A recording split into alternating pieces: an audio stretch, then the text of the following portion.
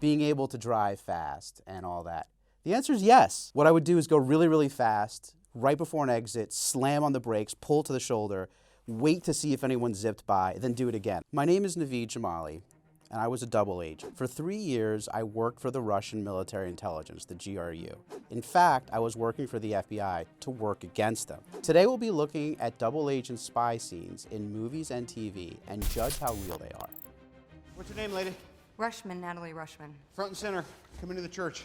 That's exactly how I got my job. So actually, it is kind of believable that someone would be directed to sort of infiltrate a network or a government agency by getting a job there.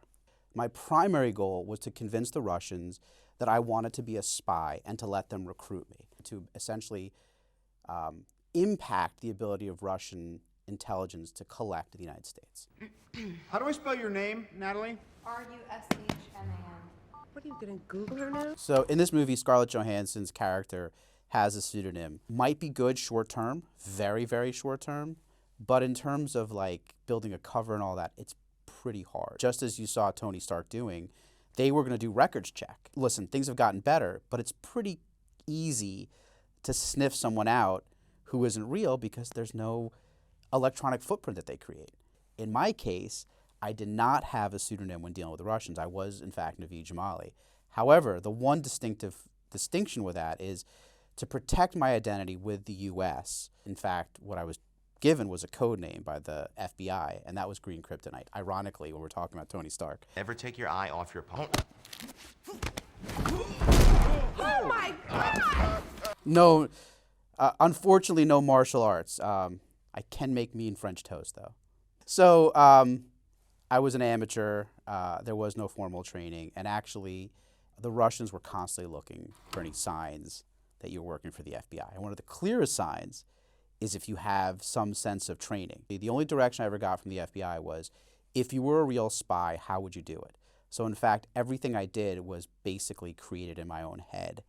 And that sort of escaped the Russians. Obviously, it's the whole premise of the movie is fantastical, but let's give it again a 7 here. Tavares Satchel.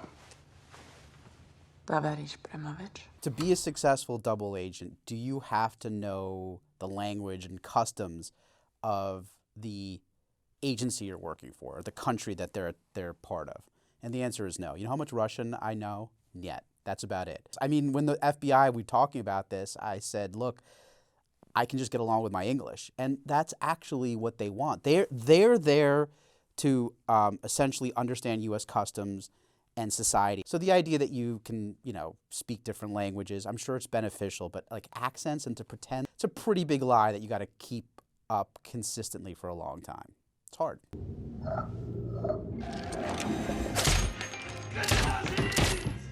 I mean, the Russians did try to search me at a certain point. What would be the excuse for me to say I had a gun? So no, I was never armed. It's actually a question that I asked a lot of the FBI in terms of trying to understand if Oleg, my Russian GRU case officer, was armed. And I still never got a clear-cut answer. You had to sort of suspend sort of logic to walk into places alone and unafraid and unarmed.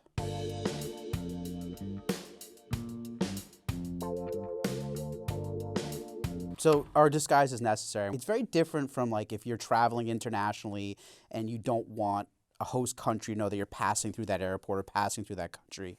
You might mask your identity. That's very different than like a long-term relationship with someone. Disguises can work, up to a point, but to sit down and have a conversation over a period of time closely, I just feel like you're going to be found out. I uncovered your traitor, Satchel. First of all, was Satchel.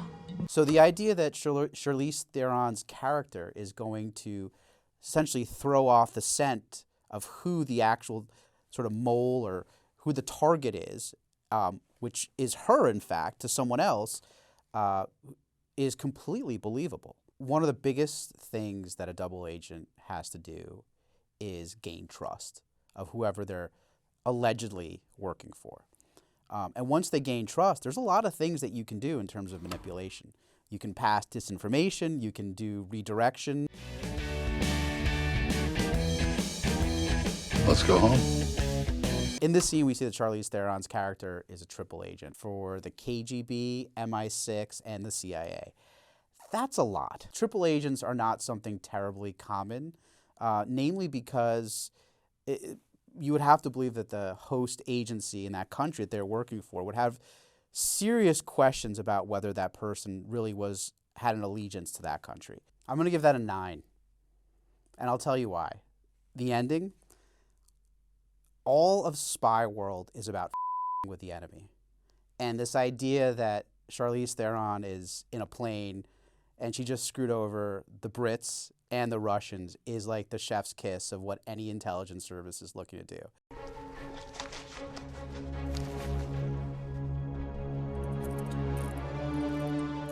Enough games. I'll take you out of here.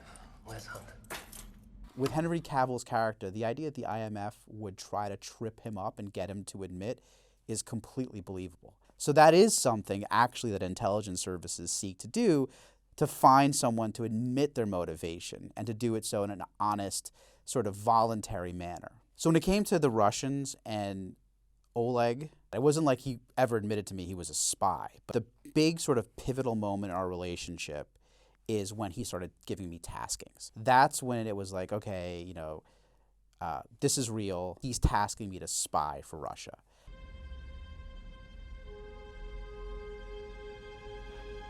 What? So, using a device to record clandestinely a meeting? Absolutely. In my case, I actually used a watch. That's how I recorded the meetings with Oleg. What the recording is important for is for the agents or the officers to validate what you're telling them. It's just the job. So we just saw in Mission Impossible Fallout that Benji's character was wearing essentially a prosthetic, a mask. Are prosthetics real? Well, the answer is yes when it comes to facial recognition software, but it's used primarily not to sort of convince someone in a sit-down meeting, but rather to counter facial recognition software.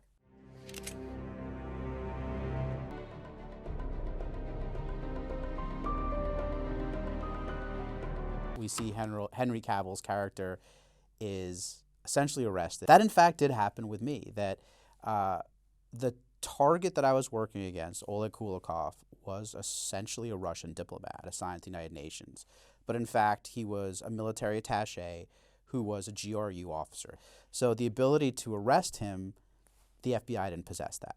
So again, what they wanted to do was let the Russians know that the operation had been compromised, but to do so in a manner that would leave doubt as to where the compromise occurred. And so the last meeting I had with Oleg, I was essentially arrested in front of him. And it was a sort of very final moment where sort of like badges and guns came out. Obviously, Mission Impossible, Fallout, and all the series is, it's fun. There's got to be action. I was never involved in a foot chase. I was never involved in, a shootout. And the reason for that, for a lot of them, but the primary one, is that if you get to that level, sort of the jig is up, right? People are going to know that there's something going on. Normal people don't chase other people. I'm going to go with Mission Impossible Fallout with a 7. Espionage is far more cerebral than it is physical.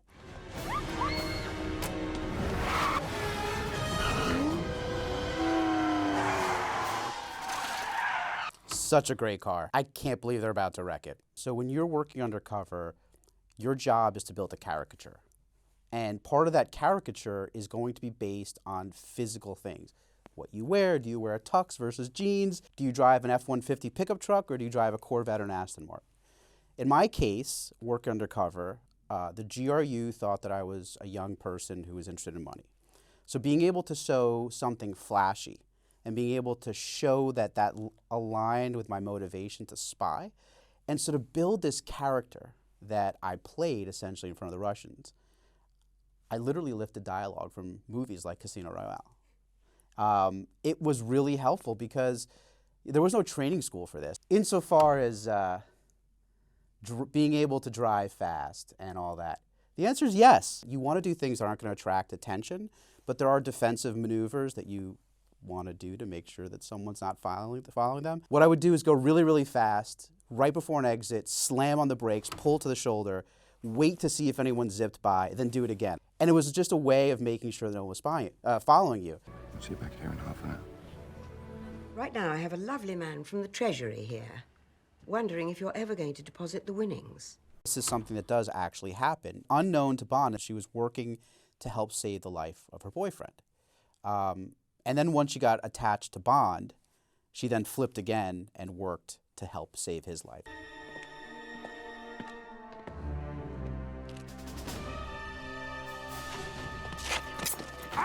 Credibility and the capability of the person to spy. It's all about motivation. And generally speaking, there is this term MICE, which is understood to explain all the motivations. It stands for money, ideology, coercion, and ego. Coercion can be a pretty good way to get people to do very specific things. But again, it's probably one of the least usable things for a long-term relationship. So when I was sort of building this character, my real motivation to work against the Russians was to help the FBI because they were in turn writing a letter of recommendation so I could join the Navy as an intelligence officer.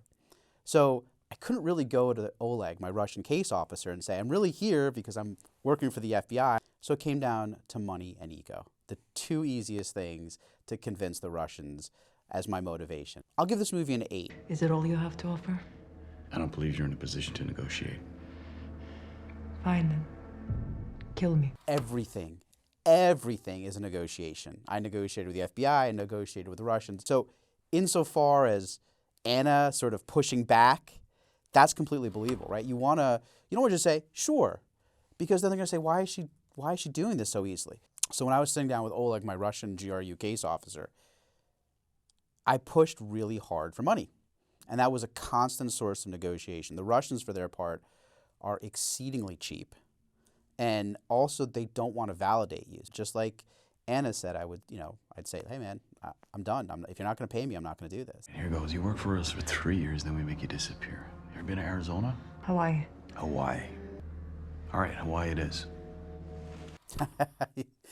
Yeah, they'd probably send it to like New Jersey or something.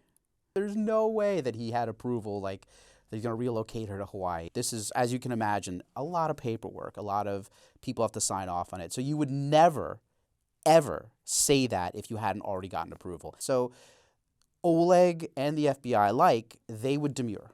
They were given certain parameters of what they could negotiate with me, but they could not exceed those parameters. And so maddeningly, some of the things that would happen with me was that they would just say, we have to check, or we can't, we'll try, say things very non-committal. Would the U.S. intelligence community offer someone relocation, the ability to defect? Absolutely, if they deemed it important. I'm going to say it's about a 5. There's just so much there that's like overly dramatic. Once the word was found, I'd make note of the page. The coded numbers would reveal themselves with a brush of iodine solution. Their portrayal of tradecraft, I think, is spot on. So first of all, it's important to understand that the spy is most likely going to be working in hostile territory, whereas his or her case officer may not be. So you have to find other manner to communicate, to both pass intelligence or pass messages, but also to receive directions. The intelligence service may tell you how they do it, but part of it is also just, again, like how you want to do it. So the selection of the book that he liked, that he felt the most comfortable with, it makes sense. Even in my case, which is probably outdated now, I communicated with the Russians by posting something on Craigslist. So we had agreed upon like a city, and I would post a predetermined message that didn't require them to respond. Blood knew I could smell the blood in the air. He wanted me to. You want to avoid detection. So completely plausible. In the Sympathizer, they'd be meeting in a bar to essentially discuss. Both the FBI and the Russians met with me both in public and then in private to have much more intense debriefings. But insofar as the Russians, they had a penchant for taking me to Hooters, which was so uncomfortable. The comments that Oleg would make about the waitresses, it was just weird. It was like being with a gross uncle. We were like trading state secrets over like chicken wings. It absolutely does happen. For the revolution, I infiltrated the secret police and sent intelligence back to Hanoi. Take yourself out of commission or give us a chance to talk at leisure. So much of that is believable. I mean, what you're watching here is the captain essentially admitting that, first of all, disclosing how he's passing communications back to Hanoi.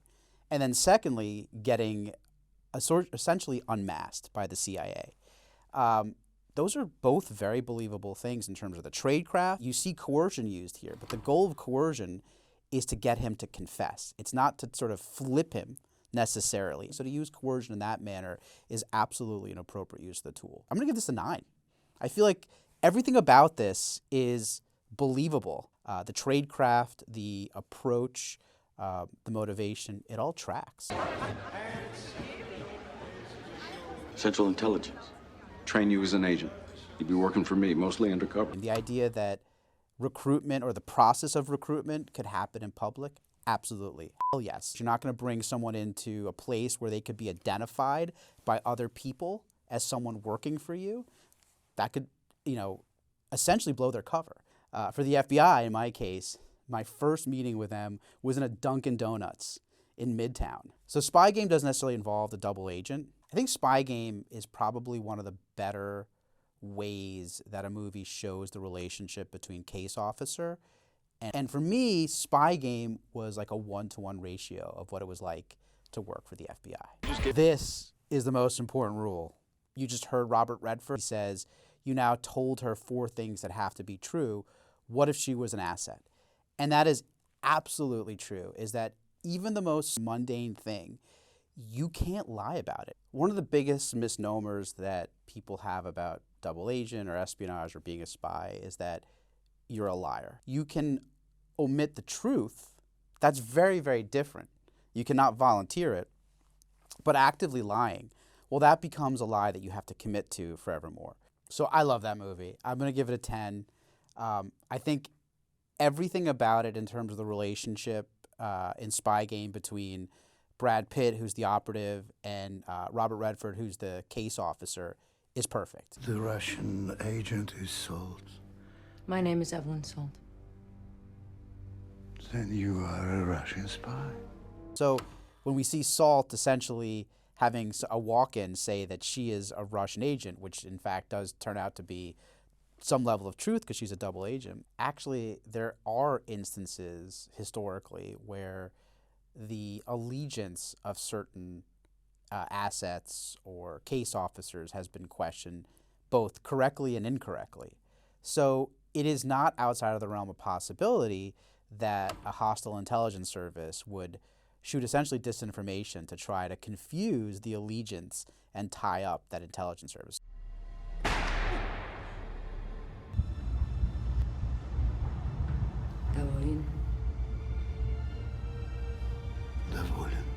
So in the scene we just saw with Salt, where her husband is executed in front of her, it's an extreme test of loyalty. And while I don't know that violence is always something that's used, loyalty is constantly tested. It wasn't so much about what you said in terms of believability, like to being loyal, but rather answering questions consistently. Actually, I'm going to give it an 8. I think that the concept of testing loyalty is important, and that is something that is continuously done for as long as you're working. Do you have anything to sell? I have the first set of discs with me. $250,000 per delivery, as agreed. Price of $250,000 is believable because it's important to understand that when it comes to an intelligence service, like $250,000 is not a big thing for them. However, the question of what you charge is something that I struggled with quite a bit. And I think in many cases, it's not like you can go to Indeed.com and look at what the comps are. So you have to come up with your own framework of money. Everything all right? I just have to wait for them to load.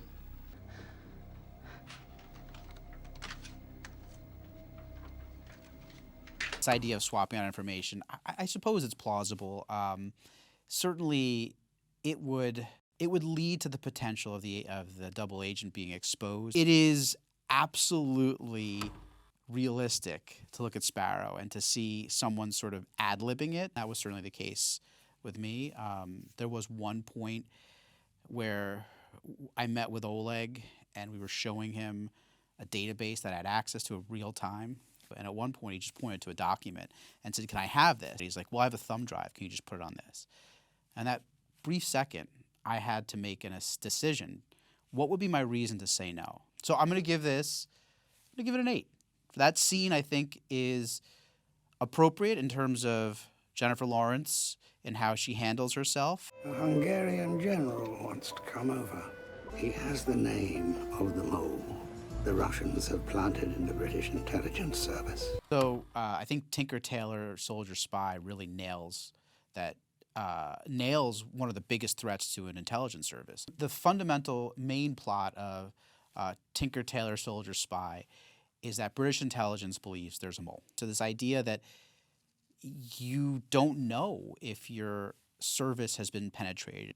Counterintelligence, which is the focus on that defensive move, is a very, very real thing. And look, in terms of the U.S., there's plenty of historical examples, whether it's Aldrich Ames or Robert Hansen, all these senior people that had huge impacts in the national security of this country, in our ability to collect intelligence, because they essentially turned over spies.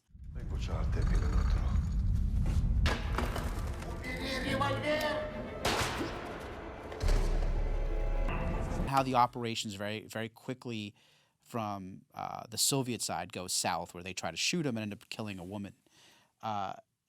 Actually, it is, I think, very, very believable that, look, there is always a chance for violence. And if it does occur, it's not sort of this flashy way that you might see in other movies. It is sort of this unintended sort of consequence. And it is something that is a clear sign of failing in an operation. It's hard to give this anything less than 10. I mean, the movie is as good as a movie as it was a book. And again, it's written by someone who actually walked the walk and can talk the talk. I mean, Carré, the author of the book, was in British intelligence. He understands intimately sort of how these relationships and how these operations work. Do you want to stop this nuclear bomb or not? I'll tell you where the bomb is in exchange for immunity. There's this idea that she could be given immunity for essentially helping. That concept's not alien. Things like immunity make sense when you start talking about a CI, someone who is cooperating with federal investigators from a law enforcement activity. That is very different from something that is an intelligence activity or national security. So in my world, probably not that likely. So in your assessment, Nina Myers is our best chance to stop this bomb? Sir, she may be our only chance. There's this idea that there's this single source of information. That is very, very dangerous. In the lead up to the invasion of Iraq and this idea of that there were weapons of mass destruction, that from the Brits and the U.S. was traced back to one person who was essentially shown later on to have been fabricating that sort of stuff. So again, a level of, in the post 9/11 world, that an intelligence service hopefully would not rely on one single source of intelligence for something so grave as nuclear weapons. I'm going to give 24 a 4, just because it is, I think, a little bit of a bridge too far in terms of fantasy. What are you doing? You want to be an agent or don't you? Breach is based on a very true story, I should say. It's based on Robert Hansen, who was actually an FBI counterintelligence agent, actually stationed here in New York. And he was, and he has been described as one of the worst spies against the United States in our history. I mean, personally, I think he's a son of a. There was that moment where, people like him caused people like us to literally die. You're not burnt. No, I'm not burned. Okay, we're on it. The FBI is the lead agency when it comes to counterintelligence.